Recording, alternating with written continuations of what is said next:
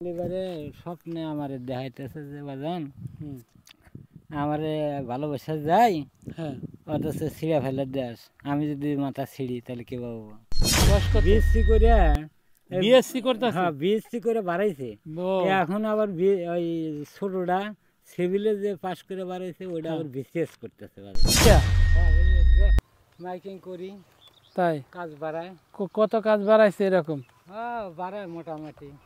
গ্যাসের চুলা সারা হয়, গ্যাসের চুলা ঠিক করা হয়, এইভাবে গ্যাসের চুলায় ফার্মিস মুখে করে বলা লাগে ঠিক না। করা হয়, গ্যাসের চুলায় কাজু করে ঠিক করা হয়, আলমারি ওয়ার্ডরোব ডয়ারের তালা ঠিক করা হয়। আচ্ছা আচ্ছা, তাই আপনি কখন বের হয়েছেন?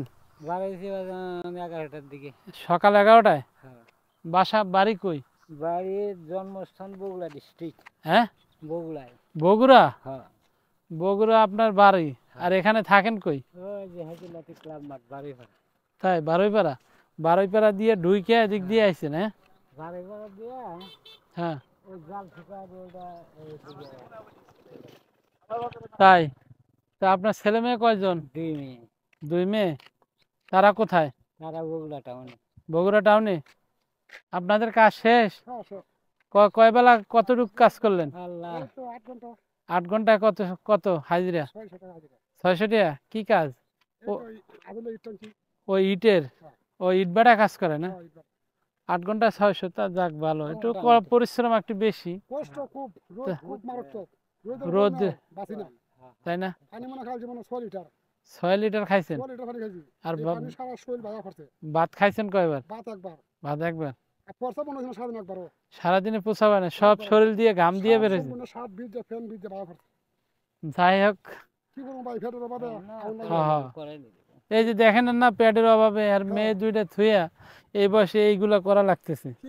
আসলে আসলে বিএসসি ইঞ্জিনিয়ার। এখন চাকরি সরকার দিলি না পামু। চাকরি নাই আমার। আর বিশেষ বাসা কি বাড়ি কই? কিশোরগঞ্জ। কিশোরগঞ্জ এই যে রাষ্ট্রপতির এলাকায়? মিঠামইন। আপনাদের ওদিকে তো যাওয়ার ইচ্ছে আছে আমার। হ্যাঁ হাওড়ে, ওই যে হাওড়ে যাব। হ্যাঁ যাবো, আপনাদের এলাকায় আশা আছে। আমরা চাকরি করি তো, ছোটখাটো চাকরি করি, তার পাশাপাশি এই ভিডিও করি, বিভিন্ন জায়গায় ঘুরি, মনে ভালো লাগে। ঠিক আছে, এই যে আপনাদের সাথে কথা বললাম, এই ঘরের মধ্যে থাকলে আর চাকরি করলে এই যে আপনাদের সাথে কথা বলা, ভালো লাগা, ভালোবাসা, এইগুলো পাওয়া যায় না। ঠিক আছে? হ্যাঁ হ্যাঁ, ওয়ালাইকুম সালাম। ভালো থাকবেন। তাই যাই হোক, এখন আপনার সাথে কথা বলতেছিলাম যেটা, তা দুপুরে খাওয়া দাওয়া করছেন? খাওয়া দাওয়া করতে পারবেন। ওই যে পাটা ধরাইলাম তো। হ্যাঁ। এই মহিলা করলাম যে আমার তো খিদে নাকছে, হ্যাঁ 1 মিনিট বাদ দেন। যাক, এগুলো যাচ্ছে, খাবার আছে, তুমি কাজ করো, খাবার আমি আনতে। পরে কাজ করলাম, খাবার দিল, আর 2টো পাটা ধরাইলাম, সুন্দরভাবে দেখে চলে আসলাম। যাক ভালো, এরকম মাঝে মাঝে এখনো সমাজে ভালো মানুষ আছে, বুঝছেন? আপনি যখন কাজ করবেন, দুপুরের টাইম হলে বা ক্ষুধা লাগলে বলবেন, আপনি তাদের সামর্থ্য থাকলে তারা অবশ্যই খাওয়াইবো। আর এটা আপনার লজ্জার বিষয় কোনো না, এটা আপনার প্রাপ্য। যাদের ধন সম্পদ আছে তাদের কাছে, যাদের মানে অর্থ সম্পদ নাই, তারা তাদের হক আছে।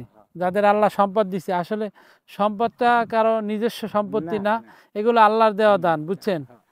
এই দুনিয়ায় সবকিছু রাইখে চলে যায়। তো যাই হোক, আপনার মাথায় জ্বর দেখতেছি, এই যে এইটা এটা এটা দেখাতো, এটা কেমনে হয়েছে? মাজার আছে না? হ্যাঁ ওই নওগাঁ মাজার গেছিলাম। হ্যাঁ, এটার কাহিনীটা একটু শুনি। 2 বার হইলো, ছিঁড়ে ফেলে দিলাম। হ্যাঁ, এই গোড়া থেকে ছিঁড়ে ফেলাইছেন? হ্যাঁ, এই যে এগুলো ছিঁড়ে ফেলে দিলাম। যাওয়ার পরে নওগাঁ হাজী শাহ শরীফ জেন্দ্রানির মাজার আছে। হ্যাঁ, খাজা মঈনুদ্দিনের দাদা হুজুরের মাজার। হ্যাঁ, তো গেছি, গেলিবারে স্বপ্নে আমার দেখাইতেছে যে বাজান আমারে ভালোবাসা যায়, অথচ ছিঁড়ে ফেলে দেশ। আমি যদি মাথা ছিঁড়ি তাহলে কি পাবো? বাবা আমি তো জানি না কি সমাচার, কি কেমনে কি হলো জানি না। স্বপ্নে স্বপ্নে তো বললাম যে বাজান আমি তো জানি না কেমনে। হ্যাঁ, ছিঁড়ে ফেলে দিছি, আমি তো বুঝি নাই। তো যেবা ভালো হয় হেবে করে পরে সেই রাতে না বাজান ওই মাজার মধ্যে আমি হঠাৎ করে এই চুল দুটো দেখেন আবার দলা হয়ে গেছে, হ্যাঁ জোড়া গেল, আবার এই জট বাঁধে গেছে। এটা একটু দরকার। এই যে আসলে জট বাঁধা, এটা আসলে ইচ্ছা করলে কেউ করতে পারবে না, এটা কোনো কারণে হয়তো আল্লাহ আমার দেয়। 3 ফিটে আছিল, তাই হ্যাঁ এটা ছিল আমার দাদি। সাবান টাবান আপনি ব্যবহার করতে পারেন? শ্যাম্পু এটি এগুলো সব ব্যবহার করেন? হ্যাঁ গোসল দেই। তাই হ্যাঁ, না দিলে ময়লা আটকিব। হ্যাঁ, ময়লা আটকে দেব। যাই হোক, এটার দ্বারা আপনি কারো কোনো উপকার করতে পারেন? যারা ফুমেলা চল বলা সে কান্দে দেই, আল্লাহ কিছুটা উপকার করে। উপকার করে আল্লাহ। আপনার হয়তো দোয়া যদি আল্লাহ কবুল করে, দেওয়ার মালিক সবকিছু আল্লাহ, হয়তো উসিলায় আল্লাহ দেয়, এই আর কি। দর্শক দেখতে পারলেন এই যে আঙ্কেলের এই যে মাথায় জট বাঁধার যে একটা, আসলে সে প্রথমে হওয়ার পরে এটা কাইটা ফেলাইছিল, কাইটা ফেলানোর পরে সে মাজারে শুয়েছিল, ওই সময় আবার তাকে এটা স্বপ্নে দেখাইছে, দেখানোর পরে সে আর এটা আর মাথা থেকে ফেলায় না, এটাই তো। হ্যাঁ, যাই হোক, কি উসিলায় কাকে কোনভাবে আল্লাহ রাখে। বাগেরহাট গেছিলেন? কোন জায়গায় গেছিলেন? ওই খুলনা খাজা খানজাহান আলীর মাজারে। ওই তো খানজাহান আলীর মাজার থেকে আমাদের মোংলা আর কি কাছে। যাই হোক, আপনার সাথে অনেক গল্প করলাম, দর্শক শুনতে পারলেন। আসলে আঙ্কেলের 2টা মেয়ে আছে, বিয়ে দিচ্ছেন? মেয়ে না, বিয়ে দেয় নাই। ওরা কয় যে সরকারি চাকরি তো দিব না, আর বিসিএস করি তাহলে আর সরকার টেহাডো নিব না, চাকরি অটোমেটিক হবে। হ্যাঁ, বিসিএস ক্যাডার মানে সরকার চাকরি দিতে তাকে বাধ্য। ঠিক আছে, যাই হোক, আপনার 2টা মেয়ে শুনে অনেক ভালো লাগলো। তারপরে আপনি এই কাজ করেন, কিন্তু তা আপনার মেয়েরা অনেক গর্বিত যে তারা পড়াশোনা আপনার দিকে তাকায়া করছে, অন্য পথে যায় না। অনেকে অনেক পথে চলে যায়, যে বাপ মার দিকে থাকে না, তাদের আমাদের সাথে যারা পড়ছে অনেকের বিয়ে শাদী হয়েছে, তাগারের জীবনে দেখা যায় যে সুখও নাই, শান্তিও নাই। তাই কয় যে আমরা ওই পর্যায়ে না যে আমরা সম্পন্ন নিজের পায়ে নিজে দাঁড়ানোর চেষ্টা করি। হ্যাঁ, যেহেতু বিসিএস, হ্যাঁ আল্লাহ করতেই হবে। মেয়ে হয়ে জন্ম নিছে, কিন্তু তারপর একটা ভালো পর্যায়ে গেলে, ভালো একটা ছেলে দেখে যদি তার সাথে বিয়ে হয়, সামনে না বাজান বাইরে আসলে পরে দেখে শুনে ইনশাআল্লাহ ওরাই ভালো ছেলে, ওদেরকে আল্লাহ নিবে, দোয়া করে। ঠিক আছে দর্শক, আমি আসলে আমার ওই রকম সামর্থ্য থাকলে আঙ্কেলদের বেশি একটু আমি হেল্প করতাম। আমি যতটুকু পারি আঙ্কেলের কাজ রাইখা আঙ্কেলের দাঁড় করায়।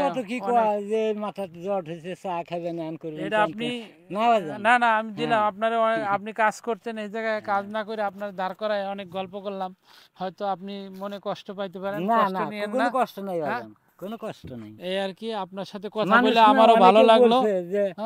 আমার সামর্থ্য যদি থাকতো না, আমি আরো আপনাকে বেশি দিয়ে হেল্প করতাম।